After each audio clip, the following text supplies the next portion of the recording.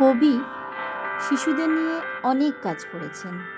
তিনি শিশুদের জন্য কবিতা, গল্প এবং শিক্ষা সম্পর্কিত বিভিন্ন রচনা করেছেন। তার বিখ্যাত শিশুতোষ কাব্যগ্রন্থ হল শিশু এবং শিশু ভোলানাথ।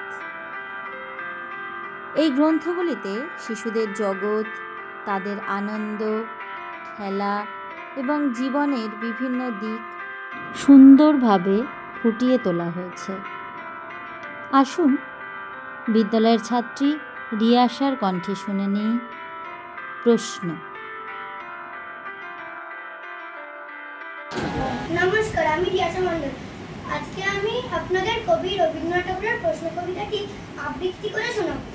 মা গো, তোমায় চিঠি দিতে বল, সকাল থেকে পড়েছি যে মেলা, এখন আমি তোমার ঘরে বসে করবো শুধু পড়া পড়া খেলা।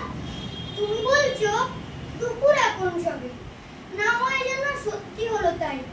একদিনও কি দুপুর বেলা হলে বিকাল হলো মনে করতে নাই? আমি তো বেশ ভাবতে পারি মনে, সূর্যি ডুবে গেছে মাঠের শেষে, আধার হলো মাদার গাছের তলা, কালো হয়ে এলো দিঘির জল। হাটের থেকে সবাই এলো ফিরে, মাঠের থেকে এলো চাষির দল। মনে কর না উঠলো সাজের তারা, মনে কর না সন্ধে হলো যেন।